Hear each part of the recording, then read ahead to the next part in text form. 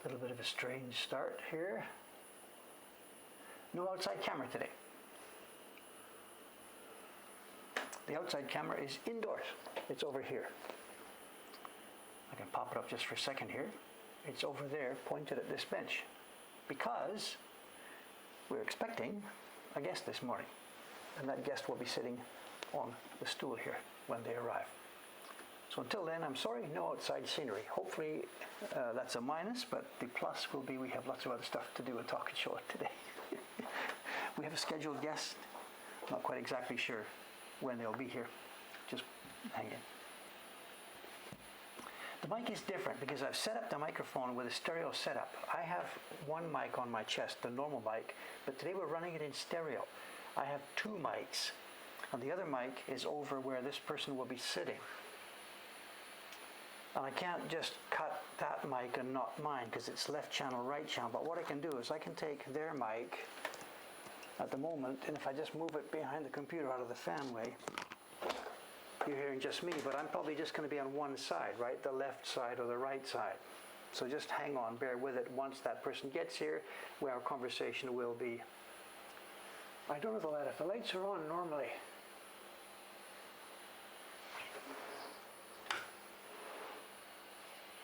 I think they're on. So as I said, the audio for the moment, you're getting me just on one side. When the other person gets here, they will carry up the other side. So what we're going to have today, we have carving waiting for me to do, but before the carving, I have another one of those embossings. I've got to do an embossing this morning on a batch of prints that came in just yesterday actually.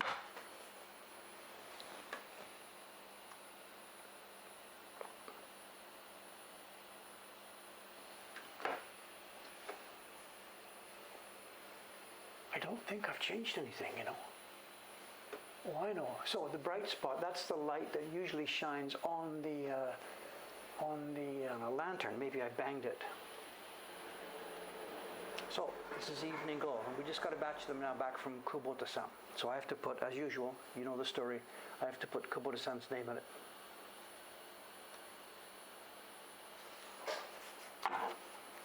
Yeah, I can't fix the balance. I don't have a stereo slider here, so just hang on until the guest gets here, then they will pick up the other side of this. So, in fact, I don't need this until they get here either. So just hang on with the string balance for a few minutes. Sorry.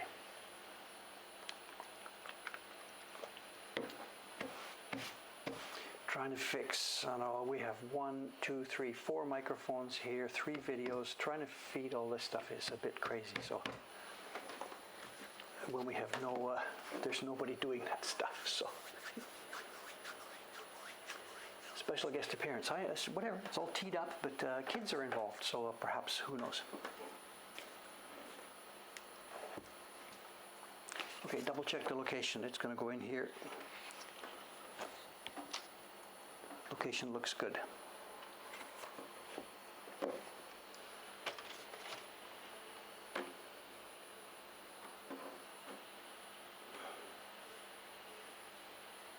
So, Mokyo. We do indeed stream on Mokyobi, the show. So I learned that word first. There was, when I was in Vancouver before I came to Japan, there was a Japan fan group of businessmen and students and stuff who were interested in Japan, learning more about it, traveling there and stuff. And they were called the Mokyo Kai in Vancouver. For all I know, they're still going. I don't know.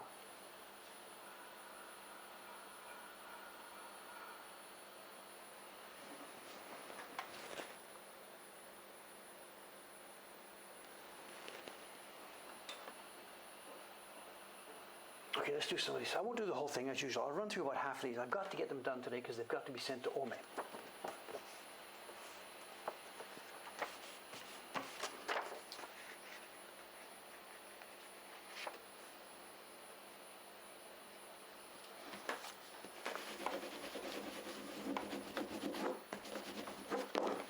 Let's have a peek. There's the first one. If we can see it.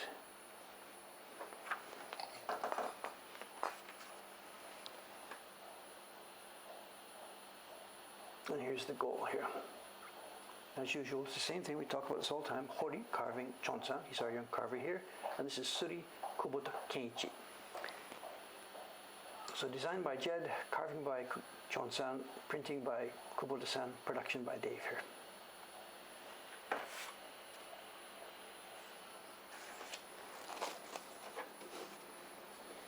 So I'll run through about half of these and then we'll switch over to the carving.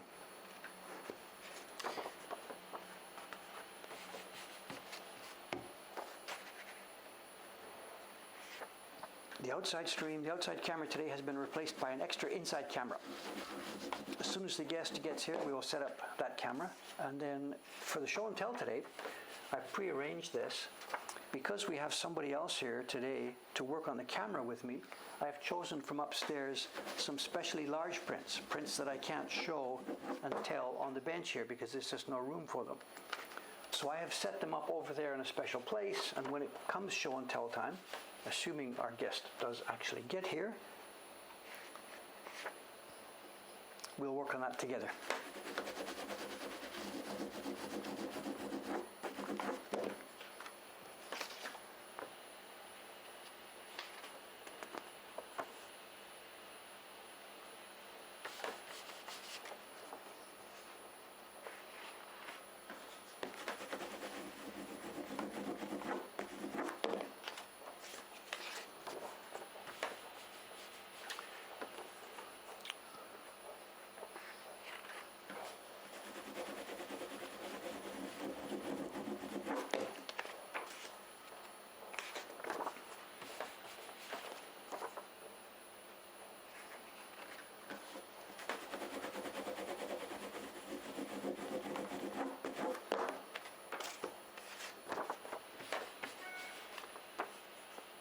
Yeah, I don't have a mono switch for this. I'm sorry, there isn't such a thing here. I've got two physical microphones plugged into a Y splitter, and then they are plugged into the stereo input on the camera. So if I unplug one of these, we're just going to get completely just one side or the other. I'm sorry, just put up with it for a few minutes.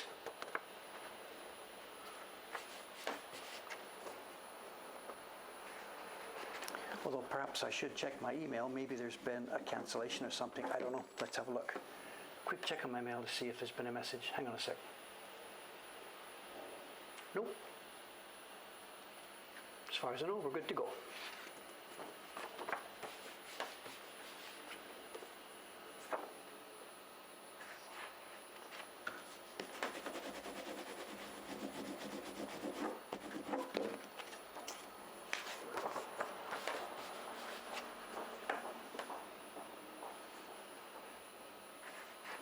The guest that's coming here has been here before, so it's not a question of looking to find the place and getting lost. But as I said, there are children involved, so perhaps there's been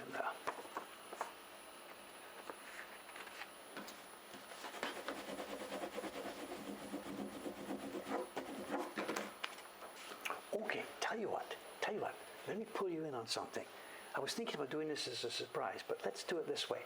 I've got a stool here for the guest. This guest is somebody who you guys know.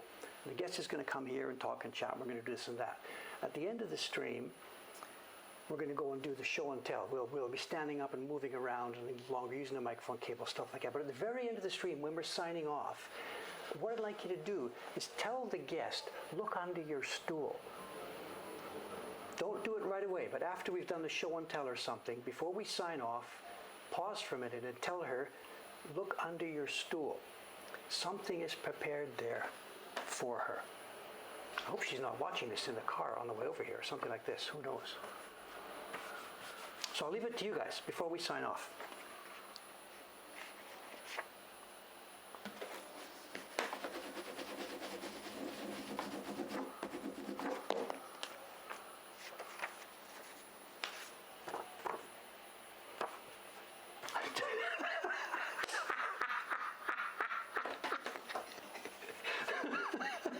I don't think you have to put it quite that way. Remember to check your stool. What have I got myself into?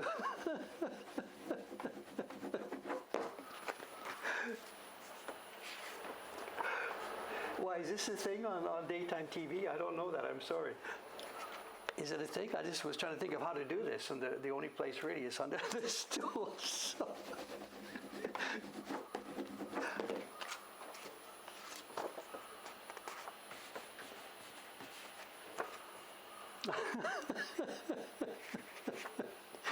No, it's not a new car, but you should be able to think about what it is. I'm not going to answer. If you start making comments what it is, I'm not going to answer yes or no. But actually, you should be able to figure this out.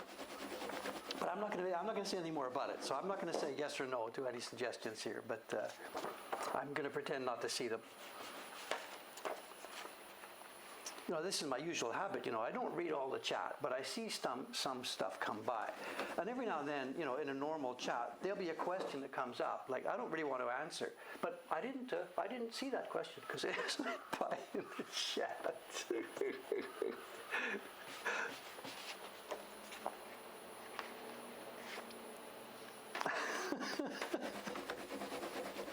All of this, and they're probably stuck in traffic and they're not going to make it or something. I don't know. What can I do? Whatever.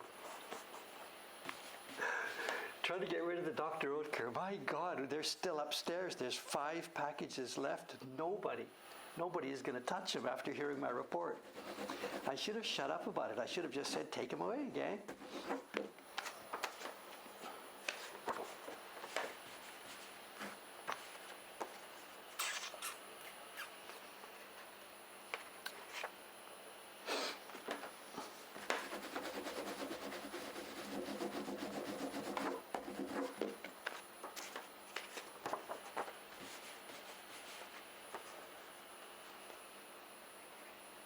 Send them to Jet in a print package. You know, the last thing I want is trouble with customs having food in a package or something like that. I have no idea if the U.S. is strict or not, but if that was here, somebody sending in food, that's the best way to kill that package, get it stopped in customs. So.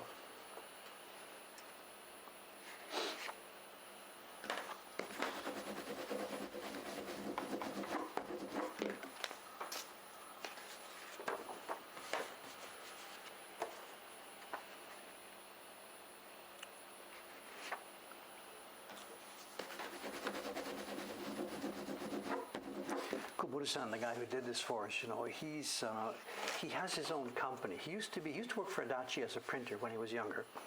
Then after he left Adachi, I guess he was 65, he retired from there. He set up his own company with 2 other people.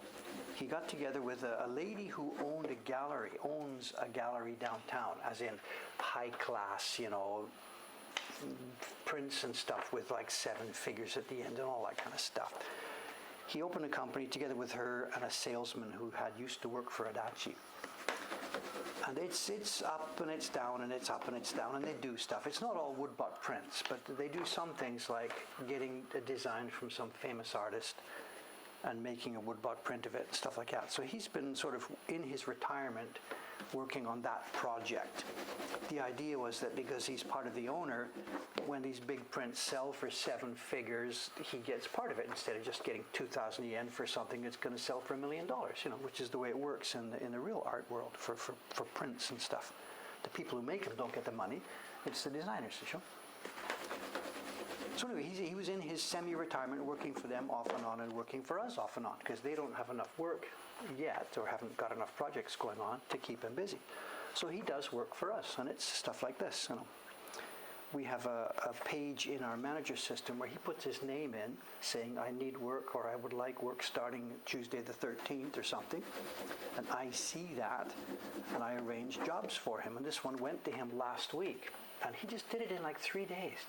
And there's 15 or 16 colors, and they're all perfect. The guy is just an absolute machine. An absolute machine.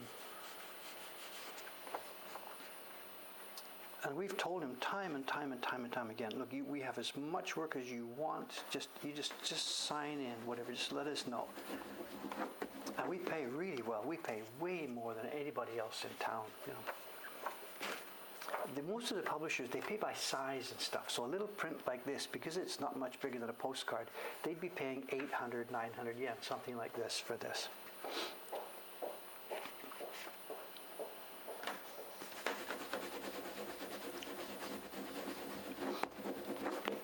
So he's really, really, really happy with us, you know.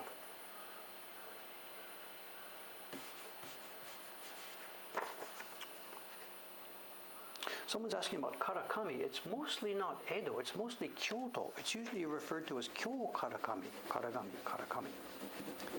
That kind of stuff was mostly common down in Kyoto and Kansai, not so much in Edo, as though there was some.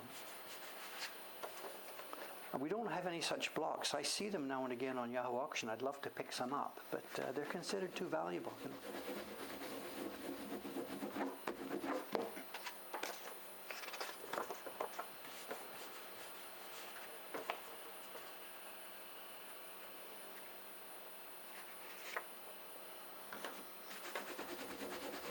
The price those guys pay for printing, it's just insane, you know.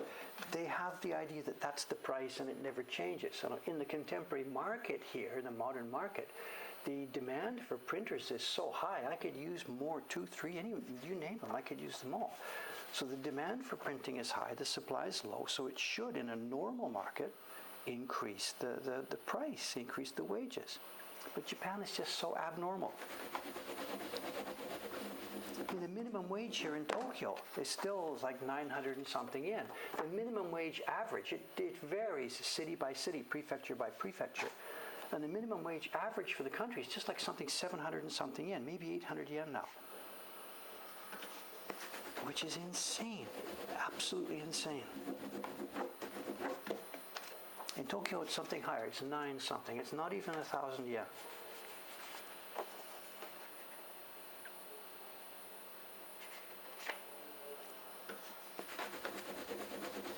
So we don't play by that rule. We don't play by that game. We have nothing to do with that stuff. You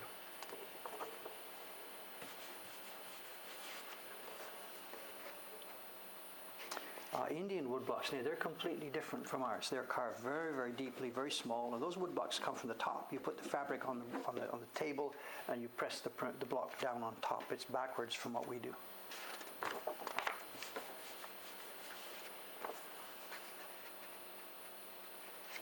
Yeah, I don't get it. That's just how much power if a cynical viewpoint, that's how much power corporate Japan has.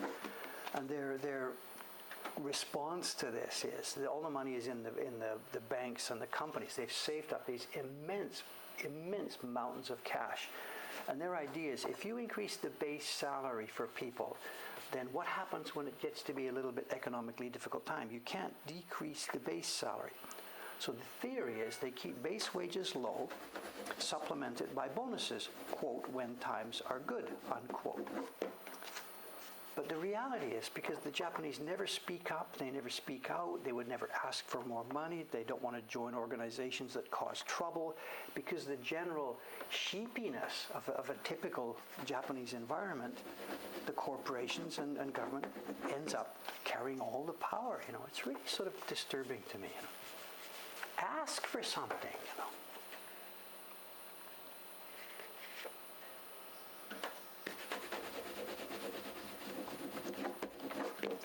I had that experience myself with my first job back in Canada after I came back from Britain.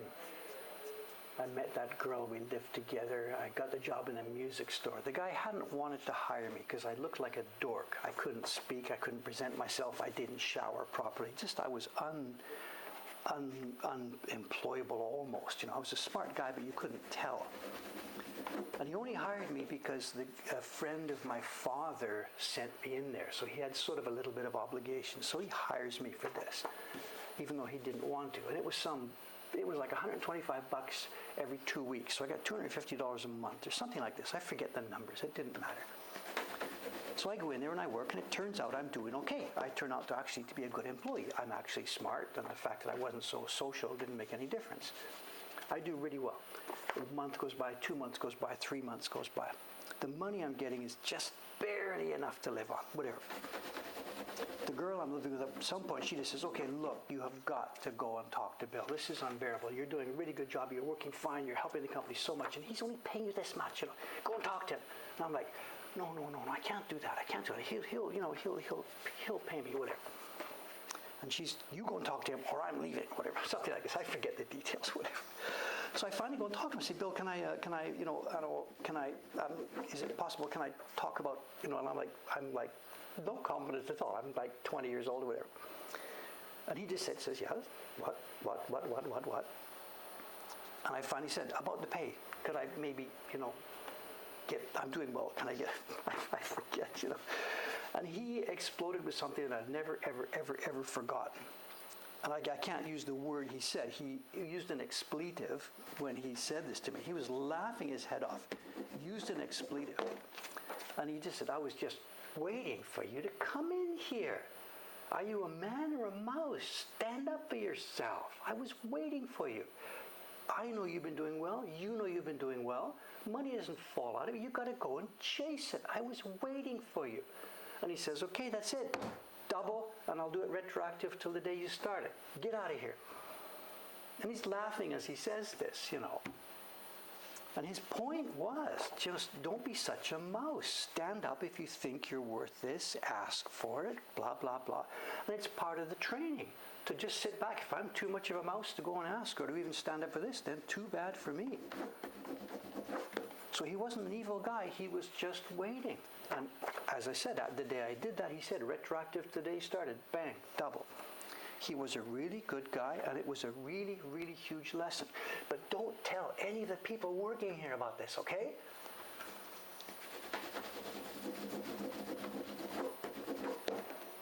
Konnichiwa. Oh! Sorry I'm late. Oh, there's no sorry. How you doing? Good. I had to run to get here. Oh. Run? You mean you ran all the way to Costa? No. From the train station. So you've come by yourself, or? My husband's out there. He's out there with the... Yeah, he's going to walk around. Okay. So right here? Well, so there's the stool, there's your mic. Oh. And they're all complaining because the sound is unbalanced. I'm on one side of it, and the other side is blank at the moment because you're not here. Okay. Where should I put this? It's up to you, whatever you think. I know they will soon let you know what's happening. Should we do it like we did with Cameron? Show that the camera over there is pointing towards here. It's turned off. It's turned off at the moment. I'm going to put it on. Hi, here we go. I'll turn this around. I've turned off the camera that points directly towards your face, which I think is probably what you don't want or whatever. Probably fine. No. And there's your chat. There's your keyboard. You going to introduce yourself, or should I introduce yourself? This is Andy the Artist. Hello. Special here from Arizona. No, I don't know. Colorado. Close. Hello. Is the camera in a good place? Is it okay? Because I can't see. Yeah. And I guess... It's looking at me from this angle, but that's fine. Should I get to move it somewhere? What do you think we should do here? Because what I was thinking, when it gets to show and tell time, the large board over there, that's where I'll be putting the prints. So at that time, we'll take the camera down there. Okay. So that's why I put it up in that thing. So. It's okay. I can keep an eye on the chat from here. Okay. All right. You've been here when? Since October you guys came, right? September. Yeah. And you've been in like double quarantine or whatever since? No, we were in a hotel for 90 days until just before Christmas. And then we moved into our house near Yokosuka. That hotel was a quarantine hotel? Or, yes, it was the military hotel. Sano? Sano Hotel? No, it was the Navy hotel. Yep. Okay. You sound like you've been running. Are you okay? We had to haul from the train station. Sorry. We should have gotten up earlier. Got up at 5:30, I think. It's a long way to show. Yes. Okay, let's see if we have any questions. Yep, any questions yet? I didn't mention who was coming today, so I didn't know if you wanted me to say anything. I would have said something last stream. Well, I saw you did actually. You said, see you next time. See if anyone would catch up on it. Okay. Since we were just talking about minimum wage and asking for raises. Oh, the topic you were chatting about. So. And what people are paid in Japan is unbelievably low by any sensible standards. And, I can understand that, yeah. Sounds like it. Okay, let's see. It's about, I'd say, 45 minutes from Yokosuka. Train ride. Very crowded train this morning. Rush hour. Soka. Yes. Are you guys living on the base or off base? We're off base. We're in nearby, a city next to Yokosuka, yeah. Coastal city. Shweezy says, get a raise. I don't get paid for my job. being a mommy doesn't pay in money. Did you have a job back in America that you had to quit when the posting came up to I was this? a costumer, a seamstress, and a tailor. So yeah. But That's like on the theater, you mean, or what? yes, theater. Theater and like reenactments and stuff like that. Yeah. Cosplay. I did that as a hobby. I didn't do it as a career. I worked for theaters under contract. Yep. So I kind of gave that up when I had kids. It just worked out better that way. You were here before, right? 4 years ago or so? 2016. I wouldn't have remembered you if you just walked in the door. Just like I've maybe met this lady somewhere, but I wouldn't have remembered. We came in November 2016 when my first son was just a baby. And we barely made it here before you closed shop. Let's see. How's my Japanese? No good. I do not speak Japanese at all. So you're here, what, 3 years? Is it a 3-year term they work on these things? It's 2 years, but we're planning on staying for a long time. So Will you have that? Does he have the option, or do you have the option? yeah, I mean, my best friend lives here. She's been here since 2012, doing the same job. So the Navy does allow this people to stay for extended. He's not in the military. He just works for the military. Soka. So more flexibility then. Yeah, so we actually chose to come here. Like, people in the military just get sent. They get sent. But we actually chose to come to Japan. Soka. But when you were here 4 years ago, was that part of the job? Was that just your own vacation? No, that was just a vacation. We were actually living in southern Japan. And we flew up here to see my friend for Thanksgiving. So we were in town just for a vacation. And then we had to move to Georgia for a little while, and now we're here. Oops, sorry, I'm hitting the mic. I'm not used to wearing one of these. So obviously, if you're going to be hanging around this country like this, then what's the plan for learning Japanese? The kids and stuff, are they going to be? Yeah, so we're enrolling our eldest in a bilingual school. So he's going to learn Japanese there, hopefully. My husband speaks a little bit. I don't speak any. I just can't pick up on it. I tried. Let's see if we have any questions here.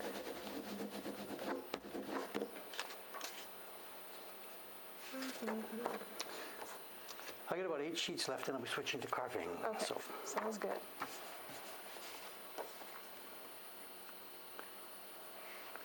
What's the connection from you then with our work and what we do? What was the original interest, or why are you watching all this dumb Twitch stuff and whatever?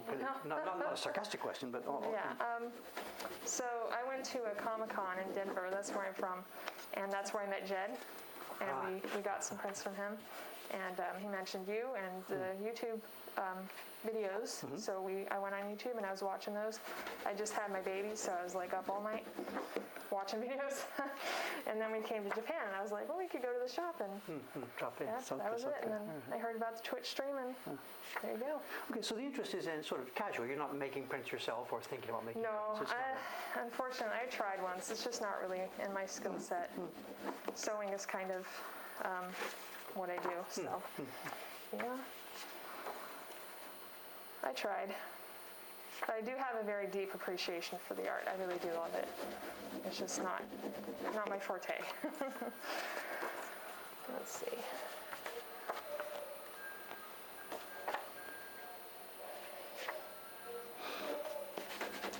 Someone says, would you make an embroidery out of one of their prints? Maybe, once I have the time. I've thought about doing some textile art in a yukare style. I don't know. Maybe one day. Well, somebody mentioned earlier in the stream the different topic. In India, woodblock printing is used for textile designs. You know, they carve wood blocks. There's lots of this on YouTube all over the place. They carve wood blocks and they put textile along a long table and stamp the block on top repeatedly to make up long patterns, and they do it with multicolors. And some of it is extremely young. It's been going on for many centuries. I did not know that. It's a thing. They do a lot of embroidery in India too. It's really nice stuff. Let's see if we have any questions. Let's see. Does anyone have questions for Dave? I'm kind of his assistant right now. Okay, we are done. Alrighty. Thanks for the patience on this. These have to go to Ome this afternoon. This is the October print from the Japan Journey series. I have that one, yeah. We're reprinting still. It's a very nice set. People do not stop putting in orders. There are worse problems. Well, you can say that, but actually, at the moment, it's a problem with a small p. But if we take the numbers of prints we have in stock on the shelves, the numbers we're making every month, and the numbers that are now going out every month, more are going out than we're making. And we're working as hard as we can to make them, but it's already now more going out than we are making. And that's just now a question of time. And we think the real big crunch for the subscription prints is going to come somewhere around September, October. Right. When those two lines cross, when the inventory being added to and subtracted from becomes basically zero. Oh boy. And we really don't know what to do. You can't just hire more printers because they don't exist. So. Yeah, it's not a widely known skill set. So Unfortunately. So we don't know. Actually, the answer is clear. At some point now, we've already turned off subscriptions to this year's set because we're maxed out on that. I missed out on that one, unfortunately. Well, they'll be back at some point in the future, but at the moment they're turned off. And we're going to have to start turning off the other ones. Turn off Journeys in Japan and turn off the Ghibli series because we just don't have the prints. And then the Great Wave, the waiting list now. I don't want to say the number publicly because I'm on there somewhere. Well, I've been on there for a couple of years. We'll see. I'll meet you one day, Grandma. I don't know when it's going to get there. So. It's fine. I'll wait. And whenever I chat about this with somebody like here, one of the local businessmen or something like this, the answer always comes back exactly the same. The answer is clear. When you have this problem, too much supply, and too much demand, and not enough supply, you know what you're supposed to do. Put the prices up, double the prices, triple the prices, whatever, and they all say the same thing. So with the same amount of work going out, you can double your revenue. Right. And all that happens is your waiting list becomes smaller. Big deal. But I can't do that, I would have trouble doing that too. It's good to have it accessible art to everybody.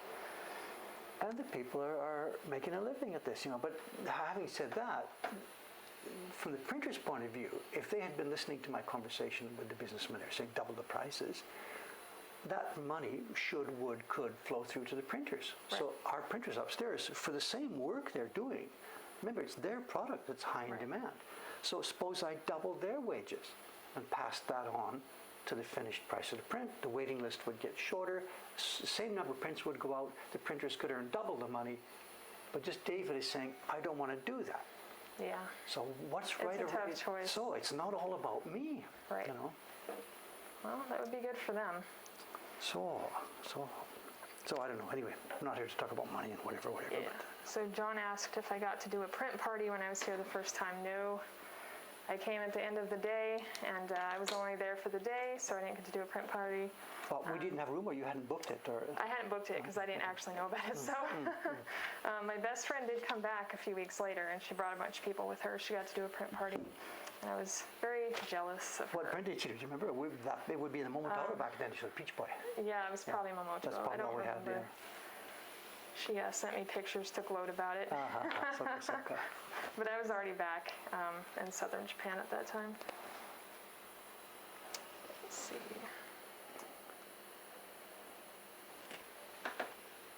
Anyone else has? Lots of people are asking who I am. My name is Andy. Oh, so okay. Yeah, so there's always people dropping in, so you know how it works. You have to keep repeating the same thing. The moderators are doing a great job of that, actually, good. so I think we're okay. Andy the artist. Yes, I am a chat member. I have crawled out of the chat box and into real life just for today. But you have this handle name, Andy the artist. Is this through the work, the fashion? That's just, or is there something else this is the only background Twitch stream I watch, so I don't have my own Twitch stream. I just watch this one. That's about it. It just sounded nice, I guess. I do artwork. I do graphite and colored pencil drawings, actually. But that's just a hobby. It's never been a profession. People can leave the chat box, yes, if you know how. I crawled out into the real world. So cool. Let's see, having just arrived in Japan. I am living in Japan. I arrived here late September of last year. I've been here since then. We're having a really good time. Do you guys have many friends like in the community, Japanese friends, or is it all sort of everybody you know is American, or have you managed to break out of that a bit? Japanese friends are down south in Kagoshima. That's where we live. From where you were, so. But we are making some more friends. You're a little bit limited then in that you need Japanese people who can really feel comfortable with English, which is a subset, you know. Where we live, it's not very common. I mean, we're pretty close to base, but we're not on base. We're not even right outside of base. So most of the people are Japanese, and they're nervous around us. So even our neighbors. You mean nervous like the corona thing? Or these? No, they're just nervous to speak to us. In my experience, Japanese people are very nervous to use their English, even if they're good at it. Let's see. John says, Kagoshima is just a cool city. I've only spent a couple of days there, but I'd love to hang down there for a while. It is a very nice place. The good thing about southern Japan is it's green all year round. It's very beautiful. If anyone wants to go to Japan, I suggest going down there. Maybe Fukuoka is a very beautiful place. This is all strange to me. I've never been down there. No? It's very tropical, very humid, but it's beautiful. The list of places in Japan I've never been to is huge and endless. You know. Yeah, it's. Well, you're working a lot, so. I've got my excuse. Well, it's a reason. I got my reason, but it's not an excuse. Yeah, you know. not an excuse. Right now, it's difficult getting around. Like, we can't fly. They won't let us fly. Soka. The Navy won't let us fly. Karen asks, what are you keeping on that block? This is the block Soka. This is the veins. It's just going to be the veins inside each of the leaves. I was trying to think of combining it with something else, but I couldn't get anything else. It's going to be a darker gray. I couldn't find any other use for a darker gray in the print, so it's just going to be the veins. Looks very nice, though. And what's happened was, I should update on what goes on. I did the color separation work the other day. We pasted them all down on stream. And the blocks have mostly gone out. Two of the pieces of wood with four sides, they've gone out to Taran-san. And he shouldn't be watching the stream here today. He should be on his carving bench, busy beavering away, working on those. So I've kept one here because it's on the back side of one that I'd already finished. So it made sense for me just to keep this block here and do it myself here. So this is my final one. And he's going to return probably over the weekend. He'll return the other blocks. And the printers can get going printing on Monday. So which block is this? Is that a monthly subscription one? Yeah, this is the April print. Okay. Today's the 1st of April. I just realized. Wow. Oh no, this is the May print. I'm sorry, it's the 5th. Yeah, sorry. The April print is done, and the first 2 batches of them are done and shipped only. They're being packed. And this is the May one. This is way behind. The printers want to be working on it already.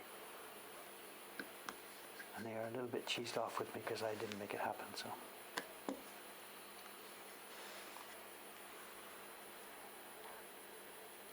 See if there are any questions. Not yet. So how are they today? Are they noisy? Or are they basically quiet? What's the... Who's that? The chat. Are they noisy? Nobody's asking questions yet. All right, here's a question for Dave. Last time the stream passed 700 live viewers. Any thoughts? I don't want to talk about this. Yeah, mixed feelings. And of course, I'm happy that people are watching what we're doing. I'm happy to be liked and that people are doing this. But one thing that makes me really quite nervous about this now is that as that number grows, if it does continue to grow, the sort of, and maybe you can give me some feedback on this. I feel more pressure that this should be more of a show. Prepare this, prepare that. We're doing this at 7:15. Let's do this. You know, make a script, and you know, I mean, I don't want to be running a TV show. You know, I want to just be doing my work. You know, I wouldn't do that. I think what works is what you're doing now, and I would stick with that. I think it works very well. Yeah, but like the other day, I looked over there, and somebody, Karen or something, had said, "Wow, we're at 7:13 or something," and I just go, "Dave, say something interesting," you know. And I don't know. I mean, the rule about making speeches, speeches in TV, is, Dave, don't think of the fact you're looking at a camera and actually 3 million people are watching this. If you start thinking that, then you're doomed. Just do what you do. I saw that number the other day and I started getting nervous because I knew I was going to be here on Thursday. It's okay. Okay, well then ask you the same question. Are you okay to sit there right now with 700 people watching? Fine. Yeah, I'm fine. I used to perform on stage. I was in choir and theater and stuff like that. So whatever, the rule is just keep doing what you're doing. I get it, that's fine, and I'll try to do that. But and it's not bad if there's pressure on me to make sure I try and bring something interesting for the show and tell or things like this. That's okay. There's nothing wrong with that. I think it works the way it is. Karen says you should feel no pressure. People watch and stick around because they enjoy the way it is. I think so. So I have no plans to change anything, but just. The one thing I really don't know what to do about is the fact that all I ever do here is carving. I rarely do printing because of the physical problem of printing and talking to people and doing the things sensibly. Whereas with carving, as you know, I can put it down, do something, and come back and nothing has been hurt. Yeah, it would be too difficult. And then the other 50, the programming I do, the other thing, all the other stuff that I do, which as soon as the stream's over, I boom, get back. Yeah. I don't do that on stream because it doesn't make any sense to sit here doing PHP programming, on the stream, So it's always exactly the same thing. Dave had this scope doing something, carving something, I think there's something really nice and cathartic about watching the carving, though. It's very calming. People like to listen to you talk. That's what I enjoy about it, anyway. But John was just saying a minute ago that his concern about so many viewers is that the chat's going to be changed. Like it might go too fast. There's going to be so many people. Yes, if 1,000 people are all commenting once a minute, then nobody can read it. Yes, so that's a concern. We see that on, of course, most Twitch streams. That's how they work. Yeah. So. A lot of it's gaming, surprisingly, on Twitch. Well, that's how they started. I mean, that's the point, isn't it? For most people, to speak of Twitch is to speak of gaming. So. Yeah, I just don't understand how you could watch somebody play a video game. Maybe I'm wrong. I don't know. It's not something I enjoy. So Langstrand says, believe it or not, there are people streaming PHP programming on Twitch. Wait, as a tutorial, you mean? I guess so, yeah. Okay, I don't know. Or the company bookkeeping program. I don't know how interesting that is. There's a market for everything. You'd be surprised. I'm wrestling right now, and I shouldn't even admit how bad I am at this, but I was wrestling last night with JavaScript scope. I've got an AJAX call to pull some invoice data in, and found out that I couldn't access it from somewhere else in the program. Right. It's a standard. I'm trying to work a Gore. How do I make this happen? So. Yeah, I know nothing about that kind of stuff. I'm learning. I'm learning. So. Yeah, he says not a tutorial, just their work. Okay. To be honest, I don't even know what that is. So I'm in the Stone Age, I guess. Well, for me, it's fun. The programming is really, really pleasure. It's maybe the same thing as printmaking, quote, same thing, meaning you start from nothing and you build something. Right. And that's part of the pleasure of this printmaking is over a long period of time. It takes months to make this thing. And step by step, it's not so interesting. At the moment, what I'm doing right now is not really interesting. But the whole overall process and the castle being built bit by bit. Right. And at the end, when you see it there, it's just like, wow, so I did that. And then right away you start the next one. So. Well, that's something non-artistic people don't get is that you can take nothing and create something amazing out of it. But I'd qualify. I don't think it's anything to do with the artistic aspect. I think that's a different skill. The creative and building something, I think, is a bit separate from the artistic. You can build stuff. To be a creator, though, is kind of something a lot of people don't do, and I think everyone should try to make something because I think the world would be unlivable without art or any of those distractions. Korangami says you should spend some time on Twitch, Dave. Who's got time? Yeah, I don't either. Yeah.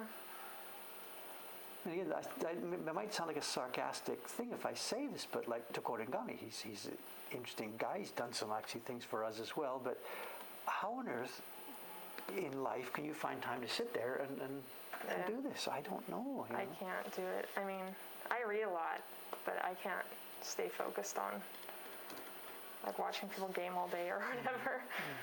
And I've got the kids too. So Yeah, but you're a regular on our stream, so there's those 90 minutes, 3 days a week. So is it a break for you then? Yeah, to do it's a this, break or? usually. Well, if it's not Saturday, I have to wrangle the kids at the same time. But on Saturday, my husband gives me the morning off to watch it Interrupted. He says, Twitch can be your TV, just a side activity. You don't watch actively. No, I You spend guess so. time with people on the side. Huh? I guess. Well, I'm not dissing it. It's fun for us, so, Yeah, there's plenty of stuff on Twitch that's not gaming. There's lots of artists and cool things like that. I don't have time personally. Am I okay on screen and stuff? I can't see anymore. So is it basically in the right place, or centered, or zoomed, or what? I have no feedback. I think it's fine. Okay. Anyone Let can me know. tell me if they want it to be moved. They can see what you're doing. I'll let you know if Okay. you get off there. Sorry, I'm not really looking at the camera very much.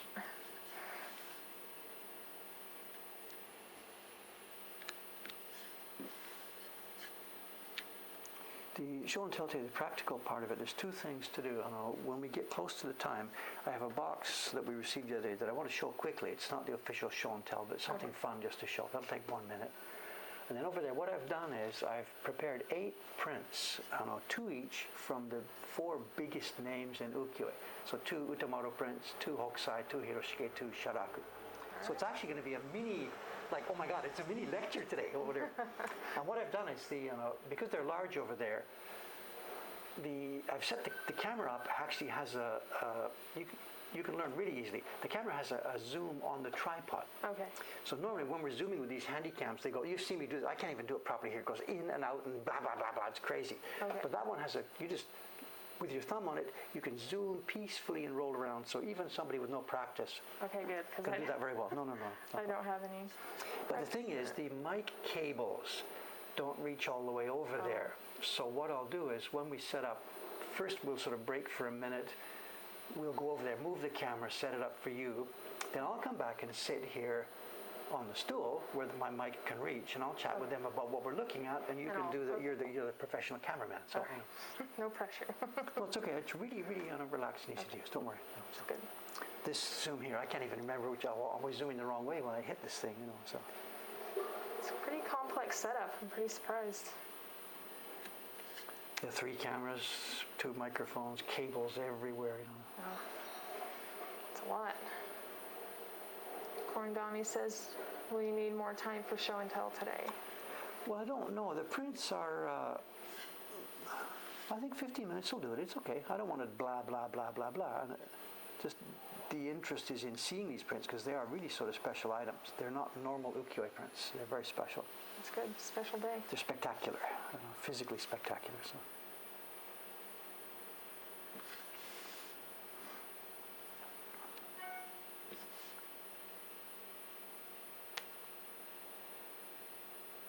Someone says, I don't know. I think a lot of us like the blah, blah, blah.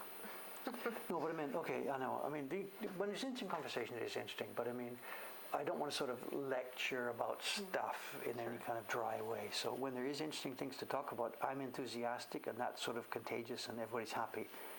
But if it's not, I know. Well, we'll see. We'll look at the prints. We'll talk about them. Yeah. Sounds like a plan.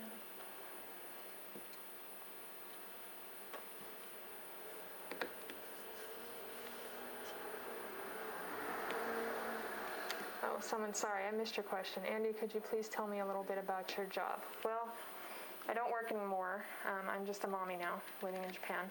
She says. Well, All right. it's not easy, especially being here away from family. But I was a theater costumer, so I have experience in historical dress, mostly medieval type stuff and some 18th century European, not very much Japanese stuff. I don't know much about that. I worked in theaters, mostly at colleges in the Colorado area.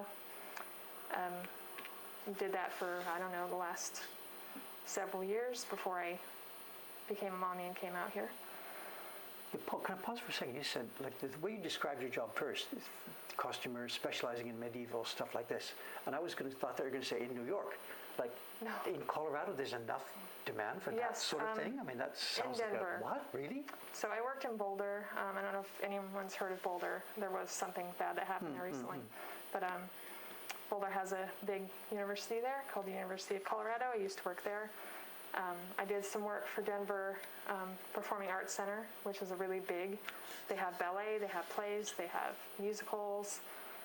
It's actually a pretty big, complex area. And there's enough in demand for that. Yeah, there's okay. apprenticeships, there's internships. Lots of people think about Colorado, they think of, wide open spaces and cows and stuff like that. It's not.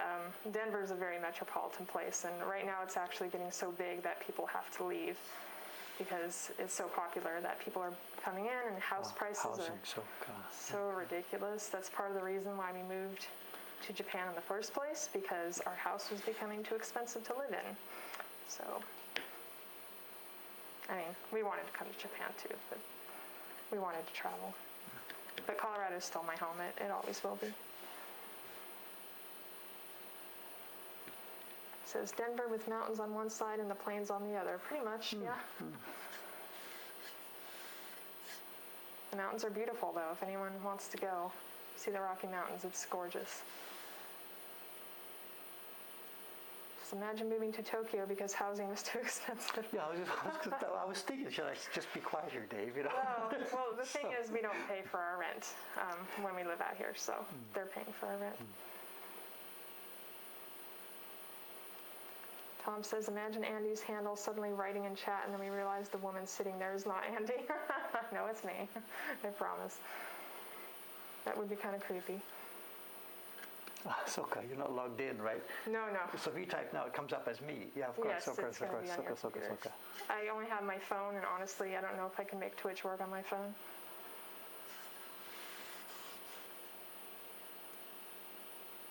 Says, I wonder if costs of living are more affordable in Japan. It depends on where you are.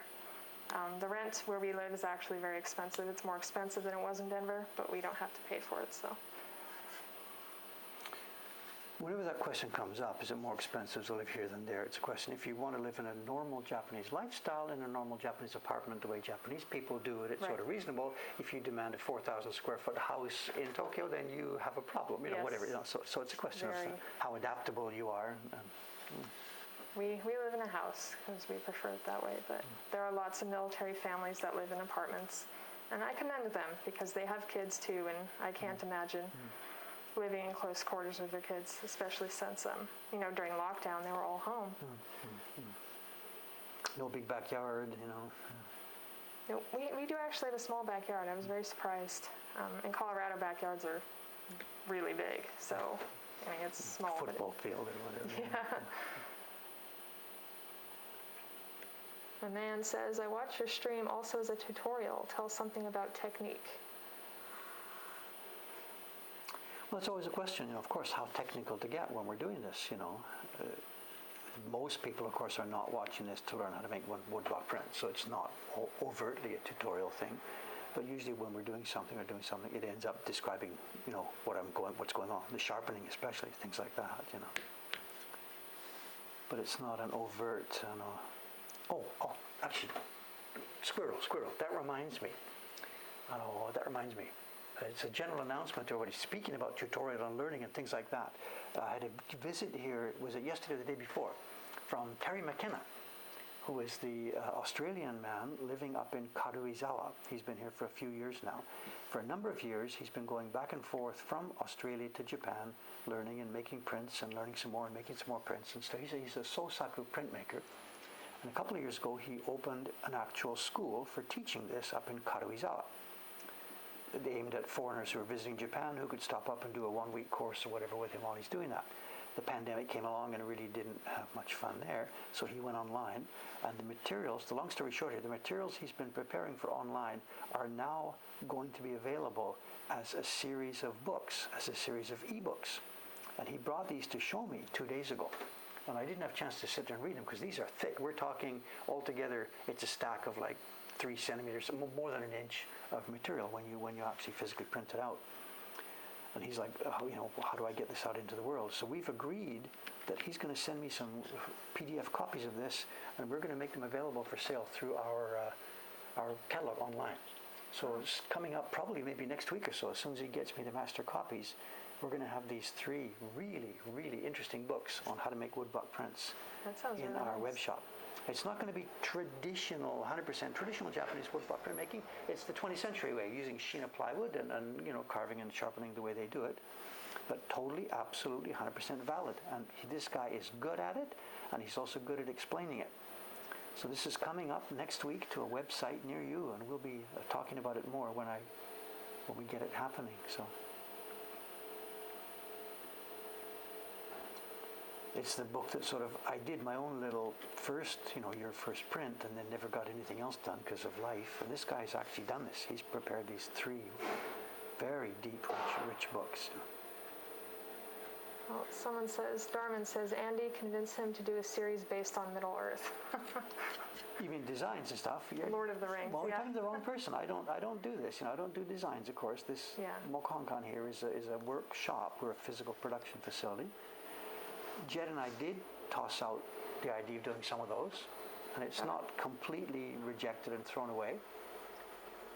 We're still doing ukiyo-e heroes. We've done 17 of them. The 18th one has started. It's taken its first step in production. So we're going to do at least 2 more to bring ukiyo-e heroes to a set of 20 prints. And after that, we may explore then some different topics.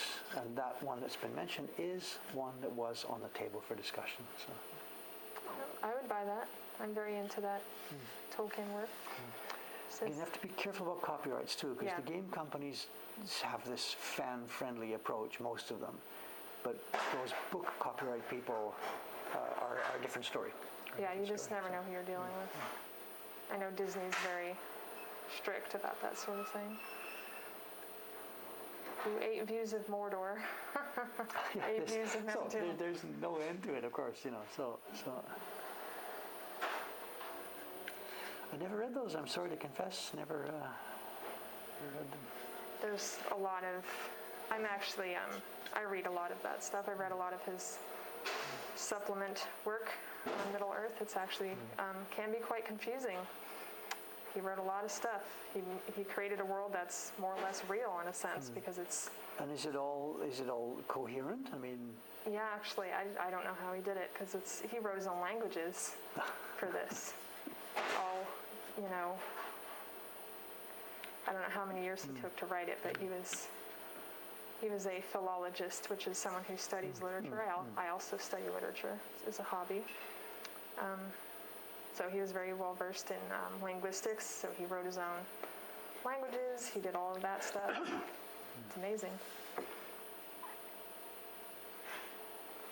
Oh, it's Greek to me, I'm sorry, and I never read it. Fiction, just never... I've always had a problem with fiction in that you sit there and the letters and words are there and you've got the picture, the character, but I can't forget or erase that just some dude sat at a typewriter and made this up. It's not real. That you can't. For some reason it's still, I can't let go of that. Yeah. Right. I don't know why. It's a feeling in me, because clearly the world does that. People want to hear stories, and the human beings are good at this stuff. But for some reason, I've got some little barrier that, maybe it's because I do stuff and make it. I'm making the video, and I've been behind the camera. So when I stand in front of the camera, it's just, or when I watch a movie, it's just, I know right there, right behind that guy, there's a light, and there's a camera, and there's 6 guys holding microphones. Like with movies, yeah. I can't forget that. So it's my own failing. I'm sorry, but It's not for everybody. And they're going to get in a Tolkien debate here, it looks like. It's that kind of thing.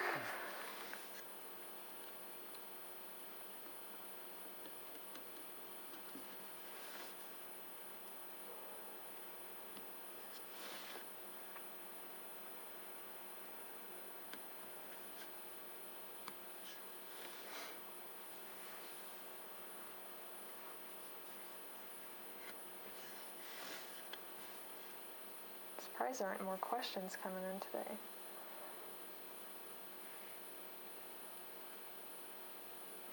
Well, you're a chat member too. Yeah. Let's see. Thank you for amazing content and for introducing me to such a fine art. Well wishes. It is a very fine art. Well, it's sure fun to see it growing, you know. I mean, like we just said, Terry McKenna, whatever, lots of people are around this and doing this and putting material out there. So I'm not the only game in town.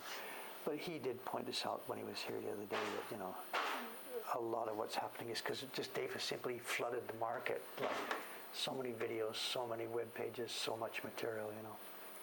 I'm not quite sure why it's happened that way. Just the net came along and it seemed like a cool thing to do. So let's do this. But as with anything, I'm either 0% interested or it's like 100. My switch doesn't have the sensible setting in the middle, you know. Some people go all the way or they don't go at all. Mm-hmm. But it's cool to have put so much material out there, which is really turning out to be useful to people. So yeah, it's wonderful. I mean, I don't know much about the art's history, but it seems like maybe you brought it back from the dead a little bit.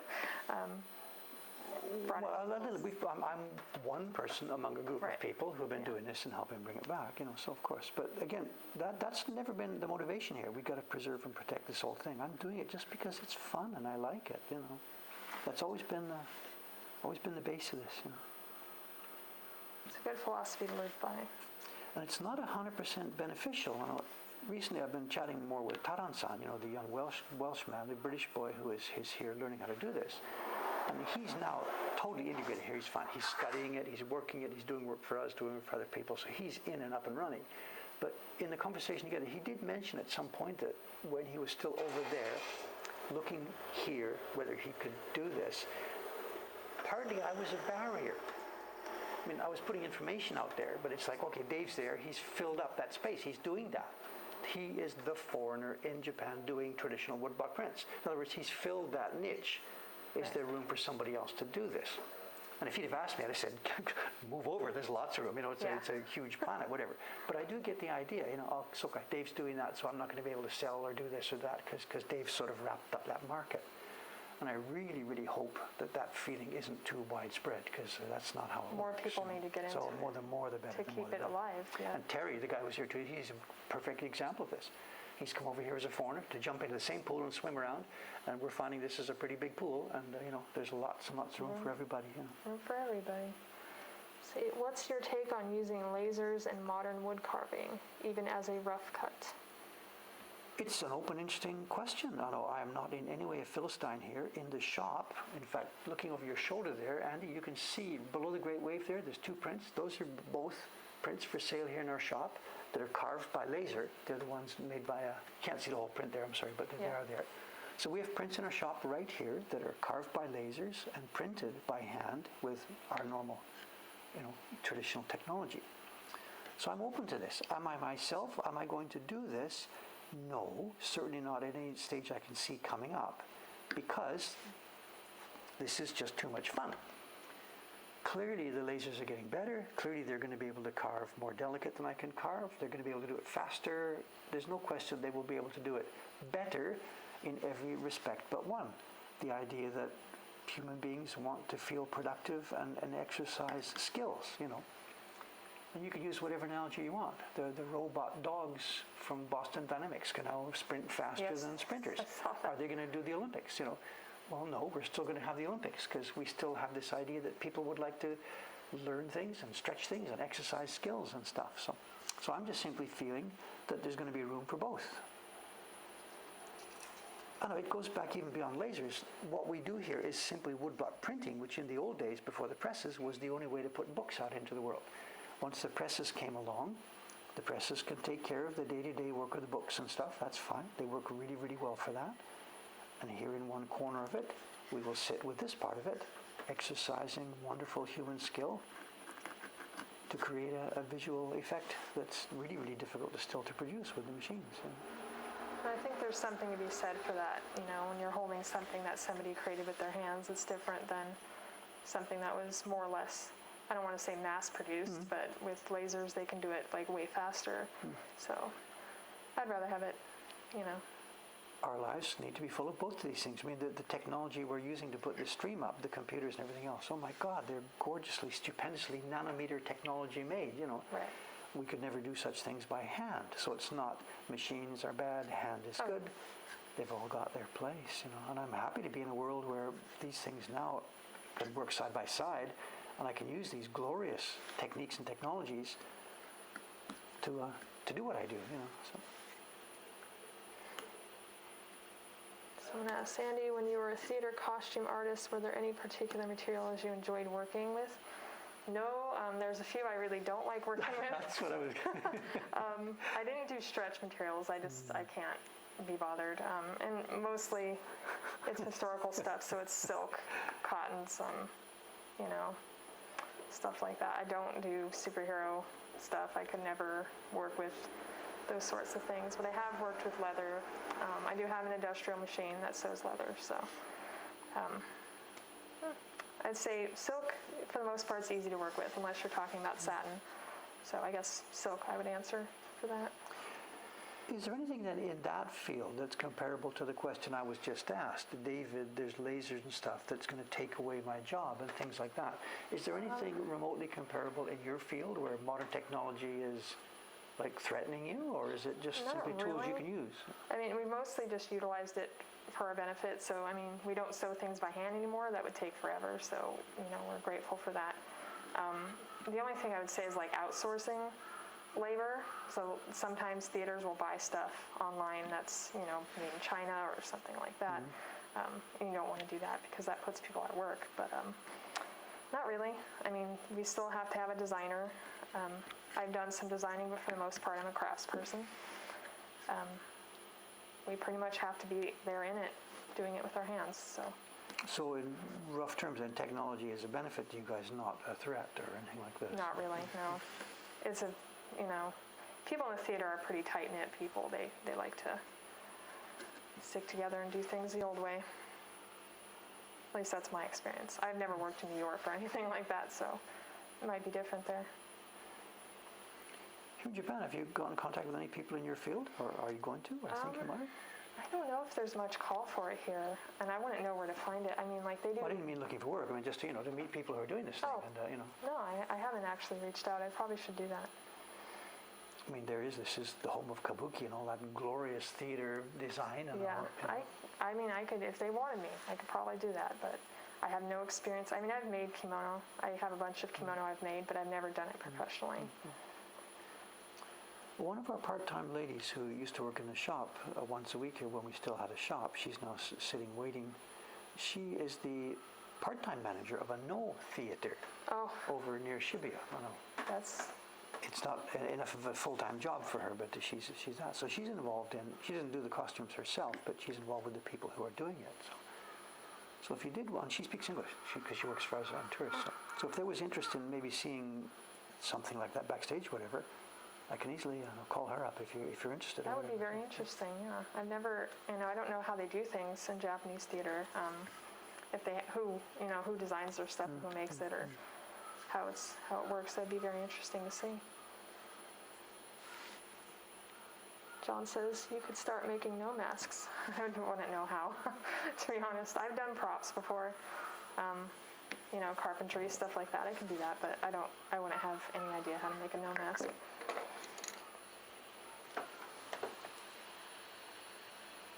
I have no idea what time it is. Oh, is there a clock on here? Top right. That's 9:08. 9:08, so we're getting there. Okay, so almost there.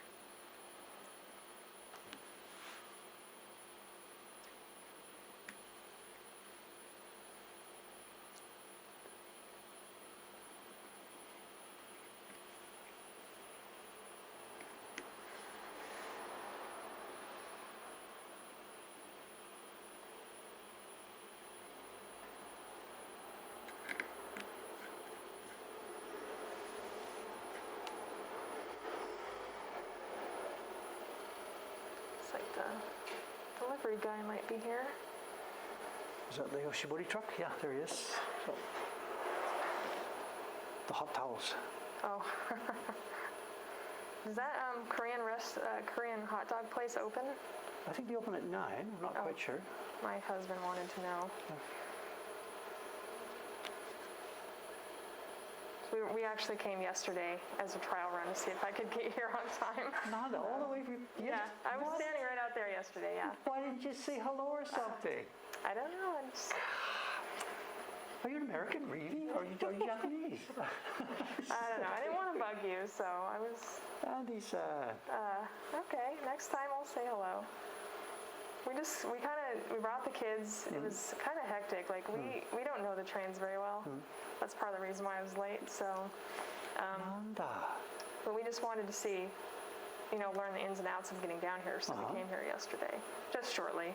I know the kids, you've got, the new one is a new one, not even a year old, but the other guy, the guy is, I forget his name, I'm sorry, 4 years old now then? He's almost 5. Almost 5, yeah. Okay. So do you have a plan for today, where to go? Have you checked, is Hanayashiki open? Because it's, this is spring break for Japanese school kids, I don't know what our plan is. I thought we were going to maybe go to Ueno Park. Okay, there's The that. cherry blossoms, The zoo is yeah. closed, I'm sorry. The zoo is closed. But the Hanayashiki theme park around here, it's for little kids. It's designed for little kids. We may be open or may not be open. Okay, The fact that it's a school break, it's spring break. I'll have my husband look at it. Okay. I'm sure he's looking up what to do right now. They have a He's big English planning. website. In fact, maybe this... Oh, wait. Chat, please. The Japanese theme park in Osaka is called Hanayashiki. Are they open today? Just crowdsource it. They have an English website, Hanayashiki Asakusa. And because it's the school spring break, they might well be open. And they've got stuff for a 5-year-old boy. It's like a mini Disneyland suitable for kids like that. Teenagers are going to go like, you've got to be kidding, right? But for a 5-year-old boy, there's lots of stuff in there to do. I'm sure he would like that. He's like really into trains right now, though. That's like mostly. He's really about trains. And until today, we kind of had to get on a crowded train, and he wasn't so happy about that. So okay. In being inside it, watching the trains go by is more fun, I think, right? So, yeah, he said, I like to look at trains. I don't like to ride in trains. That's what he said. Has he been on the Shinkansen? No, we have not taken. We were actually going to go down to Kagoshima this week, but they told us we weren't allowed to go down there. The Navy said we weren't allowed. For COVID reasons, you mean? Yeah, there's certain areas. They don't want us going that far away for some reason. How do you feel about that? I mean, no Japanese are vaccinated. My vaccination is going to come up in about 8 or 9 years at the current pace of doing this. Are you guys all vaccinated? No. My husband is vaccinated because he, the details of his job. I should be. They promised that we'd all be vaccinated by July, so. And I hope so, because I'm going back to the States to visit. But is that going to be done through the Japanese medical system or something internal on base there? Okay, yeah, so we don't ask. Okay. Yeah. So are you nervous about being outside around in Japan where none of us are vaccinated, or? A little bit. I mean, the train was a little bit crowded today. I was a little bit worried about that, but, But as you can see, everybody's 100% masked up. You never see anybody without a mask. No, I mean, very rarely. We see them walking down the street without masks, but back home in the United States, a lot worse. So I feel better about being here. Fly wants to know, Dave, can I have permission to put one of your prints on a mouse pad? I need a pad for Studio PC. Well, myself, if it's one of ours, I don't care. Of course, go ahead and do what you want. With the one quibble, if you're taking my prints, if you mean Ukiyo Hiro's prints, that's not mine, that's Jed's. That's Jed's, yeah. He always just says, yeah, whatever. If you're going to sell it, it's a different story. But no, of course. I have no... my whole life has been spent stealing and borrowing designs and repurposing them and reusing them. So for me to sort of get cold about that would be hypocritical to the extreme. Go ahead, play. And if you mean one of my own personal designs, the ones from this nature series, go for it. Go for it. We must be getting close to time, Andy-san, right? Let's see, 9:13. Okay, I think that's enough because I said I have a small thing to show first before the main show and tell. And I can't see what I'm doing here, so I'll try and fly by ear. I can see this little screen, but I can't see what's going to be up on that. You tell me where I'm... Are we basically okay? Yeah, that looks pretty good. So you want a bit more? They can gripe at us if they don't like it. Okay, this is a package we got from Yahoo Auctions last week. It's not woodbuck prints at all. Well, why are we showing it on the stream here today? Because, just see if I can get all this stuff out of here. Can you take the box, Andy? Is that possible? Or if I get the junk in the middle, can you grab the box and get it out of here without... Thank you.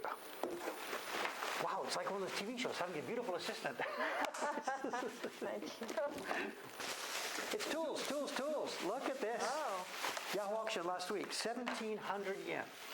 Opening price was 1,000 yen. I guess somebody else bid up to 1,500 yen, and Dave bid a lot more than that, but he's not going to admit that. And luckily, the other guy gave up straight away.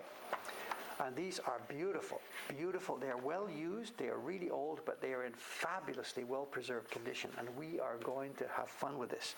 And actually, I think they're more in your line. They were used, I think, for dyeing. Like this person has stuck two of these together. They've wired them together to make a beautiful, fluffy, and you can see the pigment on it. It looks like they've been dabbing pigment, something. Have a look, see.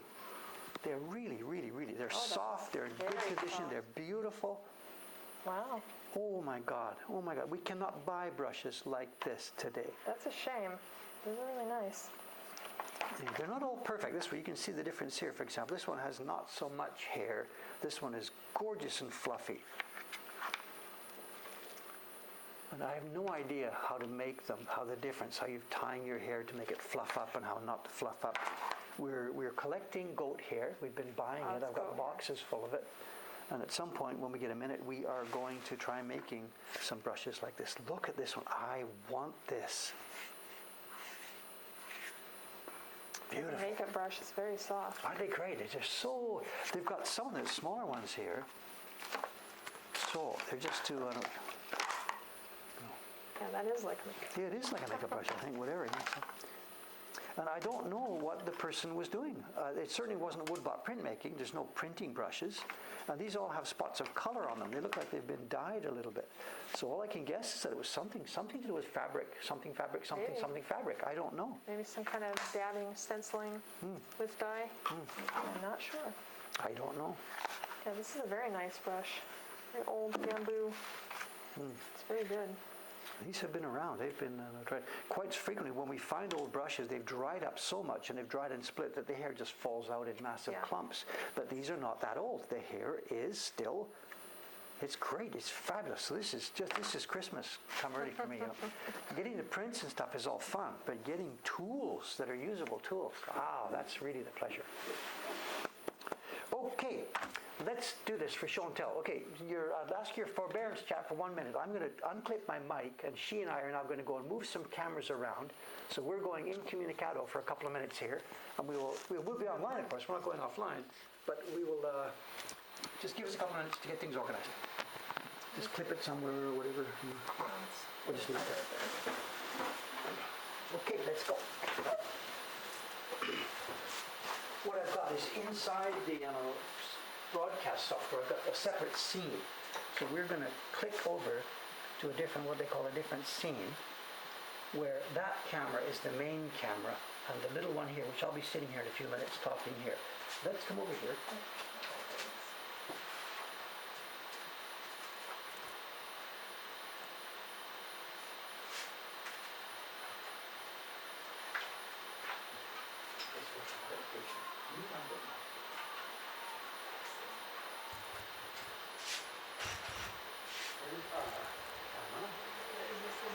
Okay, so these two things are the looseners. These are holding it. If you want to lock it, that will lock it up and down. This locks it. This is open. And the zoom is the zoom. And it's got two speeds. If you just, for example, let me put a print up so you can see what's going on when I'm doing this. I'll put the first print up.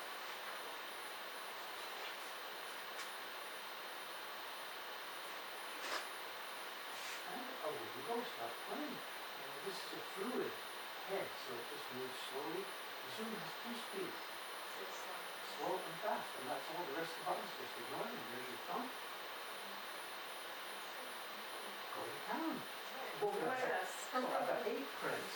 I'll get back to the microphone so you can see what's going on.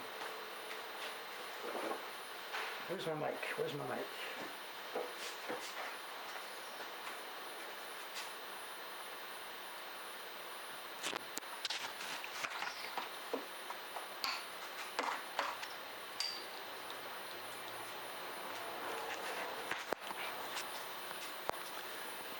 Okay, testing. Is my mic back online? Testing, 1, 2, 3. Seems I'm ready. Get my glasses so I can see the screen. The white balance is no fun here. Look at that. Everything looks blue. A bit too late to change that now. Okay, Andy-san, rather than putting things in the middle, what you're going to be, if you move the camera to put the print a little bit on the right-hand side. Yes, yes, yes. Bingo. And then you can zoom in as far as you want to go. Okay, now what you're looking at is, let me get...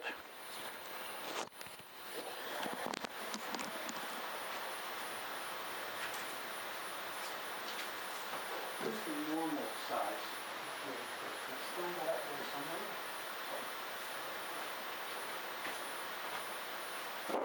Over the left then of her print, you see a normal sized ukiyo-e reproduction. Mike. I've got two mics on my chest now. I think I'm left and right all wrapped up together. Bingo. Andy's on the camera. There we go. Zoom in on the hair. Go to the right hand one and just go in and see how close you can go. And these are double-sized Oban reproductions. Double Oban reproductions. They're made in the 1960s by a small workshop. The carver was a guy called Endo. And he tried to publish these himself. And they're fantastic. They're absolutely fantastic. They're mega sized prints. For us to look at them now and try and do this would be just inconceivable, impossible. What we're going to do, we're going to look at 8 of them quickly here. We've got 2 from Utamoto, 2 from Sharaku, 2 from Hiroshige, and 2 from Hokusai.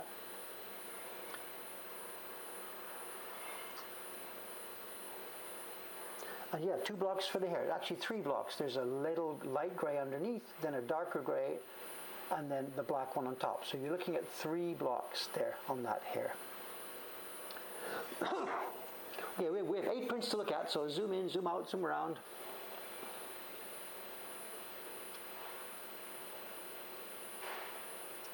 And the amount of work to make these things, the amount of physical work to make these is just, I can't even imagine doing these now. We couldn't possibly buy wood for these.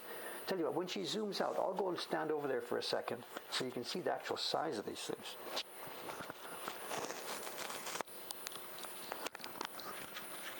I can't take the mics over there. Oh, I think that camera, just a minute. Is the audio on the camera working? Andy-san, speak up for a minute. Hello? Again? Hello? It's here, so we can talk over here. We can do this, we can do this. Okay. Sounds good. Yeah, I can't see what's going on. Let's grab another.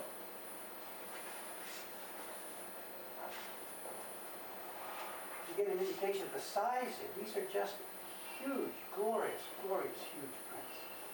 It's got a mica, shiny mica background. Did you get that? I don't know. See it now. See it all over. That's gorgeous.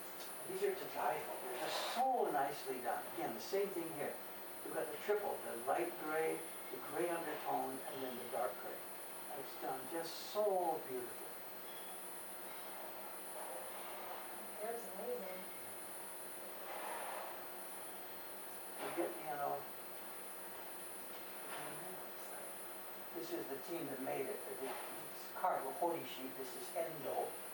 I don't know how to pronounce his second name. I think it's a made-up name. It's not a real name. And then the Tsurushi is Tochigi-san. These guys have been dead long before I did the job.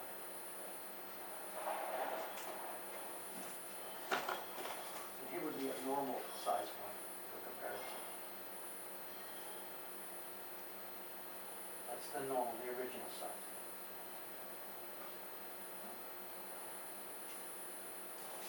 I have no idea why they made these. Did they sell them by subscription? What they did, I haven't a clue. Okay, next two, I'm going to put the next two together. Sector, don't break these two. I'm going to turn it sideways. You're going to zoom out as far as you can go.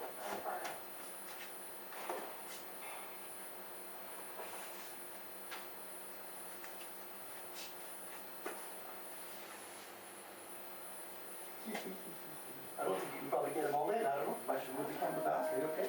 No idea. Pretty close. Look at the size of these things. Again, these are just double Oban.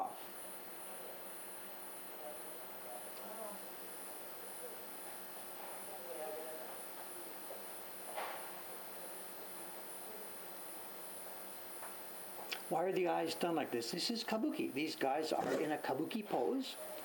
And the easy, simplest word to use is in English we would say cross-eyed. It's drama. It's just supposed to show drama and intensity. These are by Sharaku, the famous, this is from the 1790s, the original. The ones we're looking at here are 1960s versions. And the crinkling you see in the background on the top left of your view here, this is intentional. The prints were printed with a smooth layer of gray mica background, and then they were folded and creased and crinkled. Yes, what she's showing now. This is intentional. It's part of the style of these prints. The printer finishes it as smoothly as he can, and then he gets each one and he creases to put this in. Oh, here's Dad. Come on in, Guy. Hi. Hello. Hello. We're still in the middle, but we're live. If you're okay, no problem. Okay. Hi, Guy. Okay, let's switch next to it. Roll those out. Okay. There's Mama. We got about 5 more minutes here, 5 or 10 more minutes. Don't worry about being quiet, it's okay. Come on in.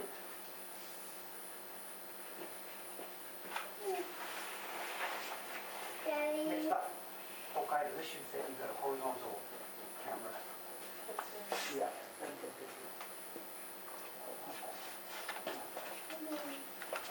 Just a few more minutes, we'll be finished up here. No problem.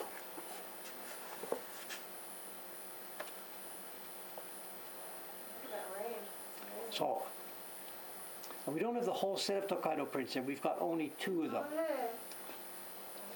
But these are double, huge. To print these is just unbelievable. That gradation across the top to print that is just beyond belief, beyond belief.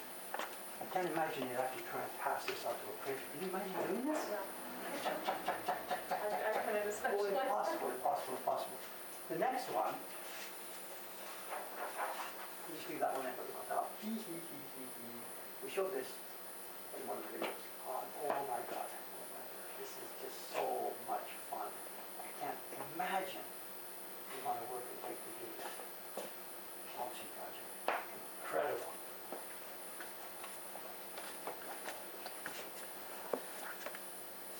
So John's asking the scaling here. I don't know. I haven't inspected this thing line for line. I would guess that they've simply scaled it up and cut it. But I don't know. I haven't checked that. The ones we saw a minute ago with the beautiful women's hair, they could have scaled it up and then put more hairs in between. I don't know. That's a good question. No idea where the blocks are. No idea. They may turn up one day. They may have been lost. No idea. This is post-war, so the blocks should still be around somewhere.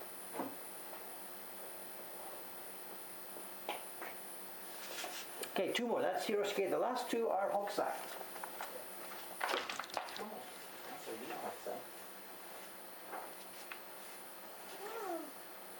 Oh, my son likes that one. And again, for me as a printer, the overwhelming thing, you've got it here, the overwhelming thing is just the amount of work to make these things is just beyond belief. You know? That's all I can think of. Is just, oh my God, the work. That's right, it's Mount Fuji. Andy's son is here. He's enjoying this too. So. And Hokusai, remember? So again, the key, controlling the moisture with a block this big, getting the moisture controlling before you got it printed, before it dries off. Impossible. This is generally known as the Red Fuji. It's one of the prints from the series, the 36 Views of Fuji. Andy might not see the mention. I'll send her back here. You can tell her when I send her back here. Okay, last one. Last but not least. Would you know?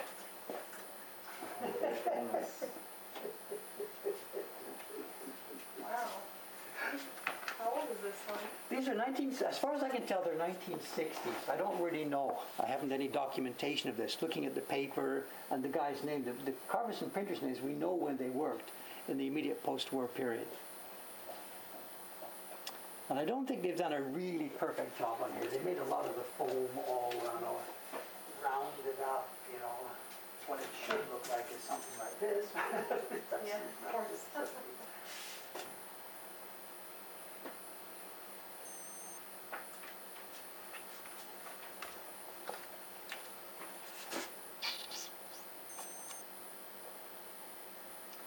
I guess you guys walk by the camera here, so people are seeing who's the cowboy in Japan. My husband's a cowboy. Yeah, yeah. It is stained. The corners there are stained. This is not the best preserved print, but just these are so much fun for me to have. We're not selling these. These are in our collection, of course. And the cloud is there. So this is one way to do it. Our own version has the cloud very, very light. We don't emphasize the cloud. That's my choice on my version. Okay, we'll about wrap it up, I think. I'll pull Andy back. Just 1 second. I'll pull Andy back here for a second. We have one more thing to do today. You can head for the chair there. Okay, I'll head for the chair there. Grab a mic. Where'd it go? There it is.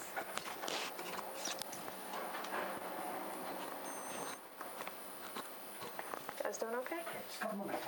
Okay. He's fine. Here we are. Okay, here we are. Look under the stool. What's under the stool? All right. Green tape. I like that. Green. I was telling my husband we were going to bring some. We couldn't find any. Let's